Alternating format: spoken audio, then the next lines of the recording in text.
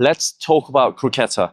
I know there's a lot of videos that cover about the croqueta, but this is going to be my take. First thing is to understand the concept. So what we're going to do is we're going to actually get rid of the ball and figure out our body mechanics first before we get onto the ball. It's quite simple. I got my pole to the left and pole to the right. I'm actually going to open it up just a little bit.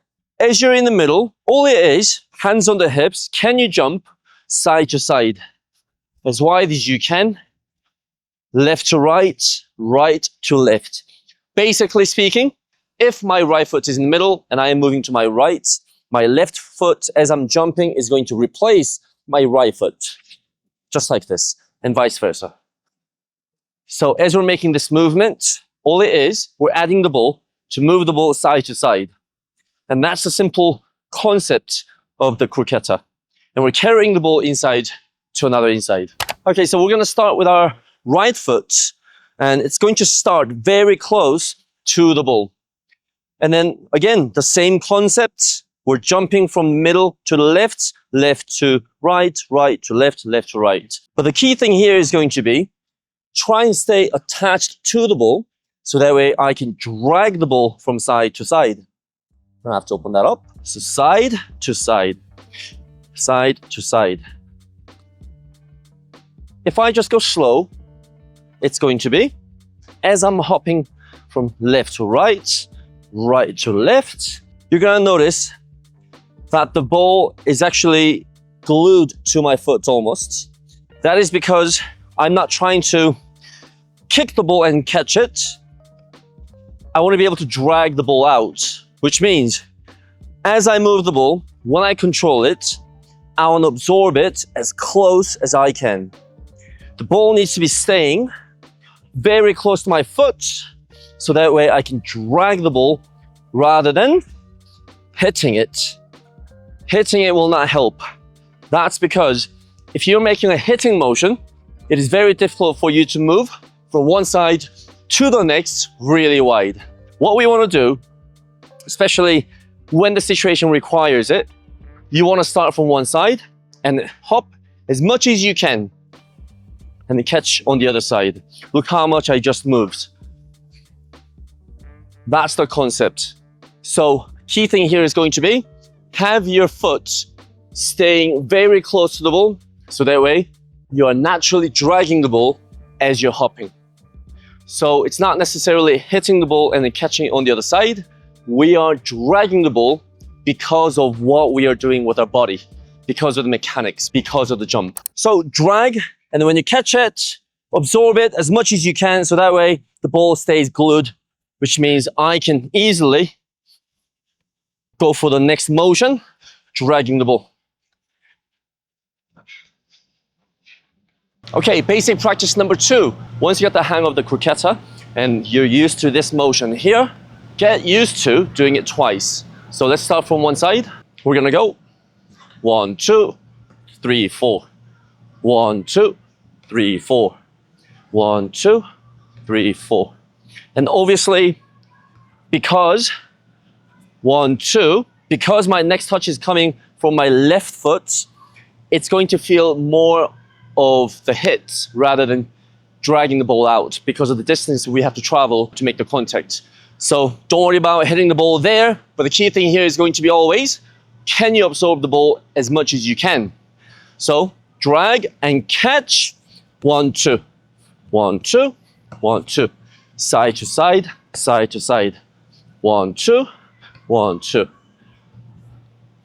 Now, as you're used to this movement, you can start to move wider. You can kind of isolate the bottom half of your body and the upper half where it's just the bottom half kind of doing all the work. And again, that just comes from how comfortable you get working with this technique. So let's do it again. I'm gonna try and keep my upper body quite static, isolate it. 1, 2, 1, 2, 1, 2, 1, 2, 1, 2, 1, 2. A really good variation to have on this is actually, right after the second croqueta, you can flick it behind to get on to the next space. So think of it this way. I've got my defender coming to pressure me in this angle in front of me. I move the player. 1, 2, he still follows in this angle. Then that's when he still follows in this angle. That's when I flick it back and then enter the space that I had just created from moving left to right. Okay, so this is the basic concept of the croqueta. You can move the ball side to side nicely. You can connect the ball when you're doing the two croquetas.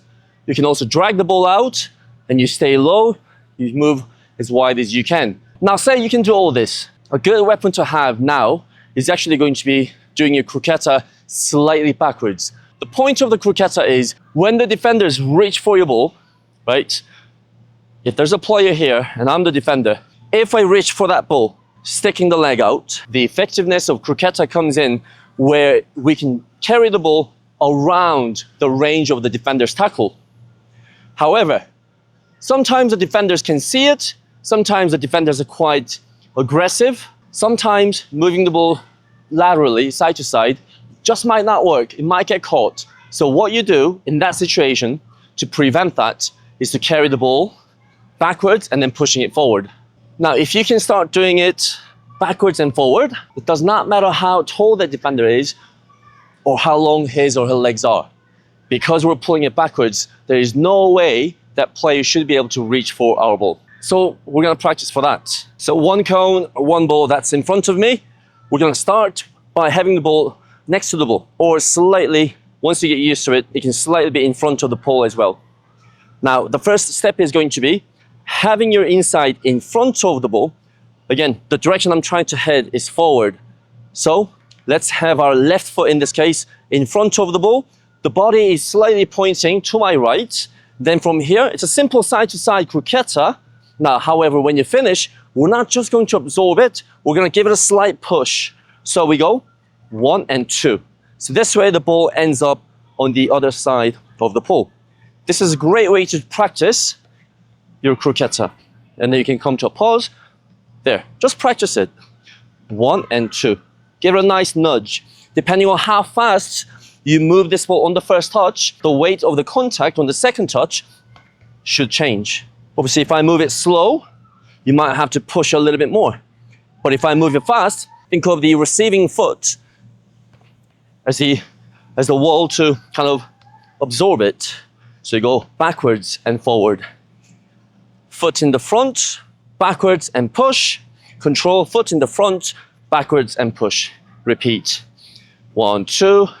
Control, 1, 2. Get in front of it on the touch. 1, 2. Control to get in front. 1, 2. Get in front. 1, 2. Get in front. 1, 2. Get in front. Once you get used to it, speed it up. 1, 1, 2. 1, 2. 1, 1, 2. 1, 1, 2. Turn your body. Now let's go variation of our practice going backwards. We're gonna do it twice. So I put down 2 poles here just to create a little more depth that I need to go past. However, if you don't have any, don't worry about it. Just draw the picture in your head. So again, we're gonna start slightly in front or level with the first pole that's in the front. We keep our foot in the front of the ball, facing sideways. 1, 2, 1, push. Then come up here, reset. 1, 2, 1, 2. Then push and reset. That's exactly it. So get used to 1, 2, 1, push. There. 1, 2, 1, push. First one is side to side. 1, 2. Then push it forward. Going backwards. 1, 2, push. Face sideways, foot in the front. 1, 2, kill it. 1, push. Now we're going to talk about certain variations we might be able to create in the game. This is not going to be an exercise like a circuit or dribbling exercise. It's more of what might possibly happen in the game. So it's one action and second action, and then that is it. And make sure to approach this, if you were to copy and do this, make sure to approach this with proper mindset and intensity, because it's a short one. So go at pace as much as you can. I know at first, obviously, it might be a little bit difficult, but try and go at pace as much as you can because it's such a short moment.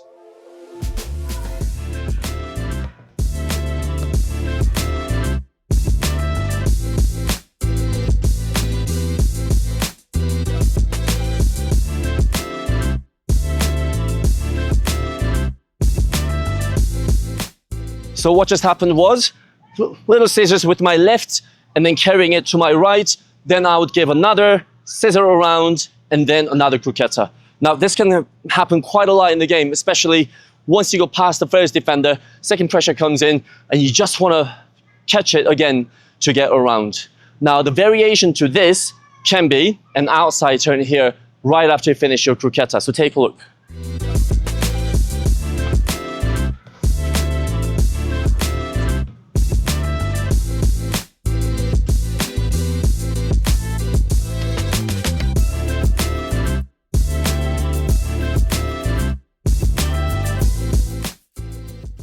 The concept in this case was right after the first croqueta, say we've gone past the first defender's range. Now, as the second defender comes, as I can see it, I throw another one and I execute another croqueta. However, I finished at a range where I cannot get around the defender.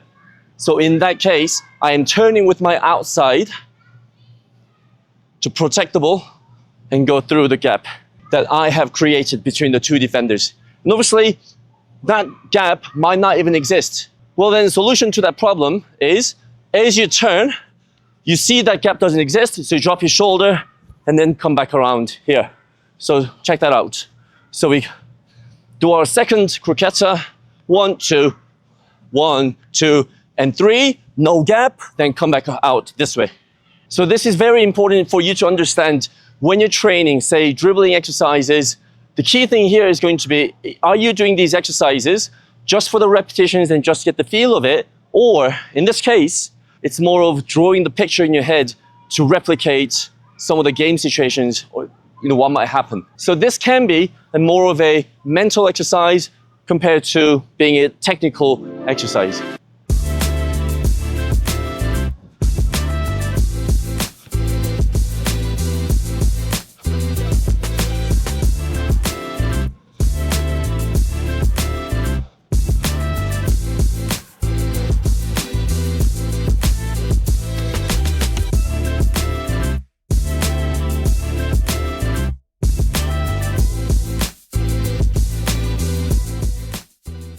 Okay, so in this case, as I am approaching the first defender at pace, I am rolling the ball to my left to create a little bit of space, a little bit of separation. Then from here, it's a croqueta backwards to get around his range. Then I throw another one to get around.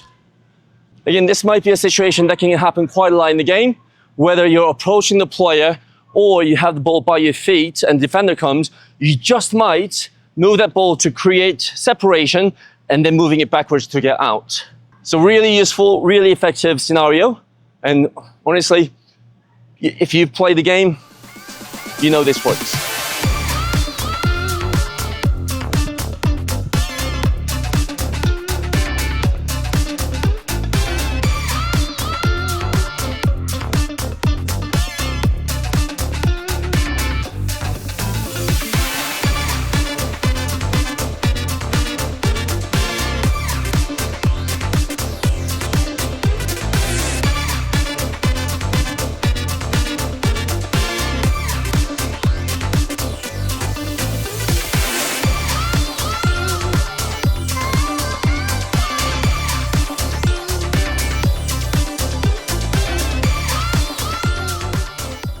Okay, so a little double combination here, double.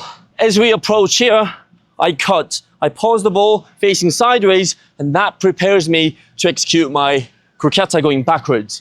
So I execute that once, but this time I take a step back and then position my foot here, so that way I can open up here. Then I take a touch, cut another, then backwards one and backwards twice. Then I can push through the gap that I had just created. So as I enter, defender does not take that bait. So I take a step back, open up, position there twice. And that skill will look like 1, 1, 2, backwards and 2. Then I can push the ball forward. Again, a second inside hook. Then 1, 2, 1, 2. Then I can push the ball forward and then we can finish the situation. So there you have it, my short and sweet take on the croqueta. This is definitely one of my favorite skills to do in the game. It's easy to execute, It's done with the inside, so it's safe. The ball stays within your body frame. So again, it's safe and it's quick. It's super, super effective. So I love it. If you can practice and try and use it in the game, make it yours, because fundamentals power high performance. See you later.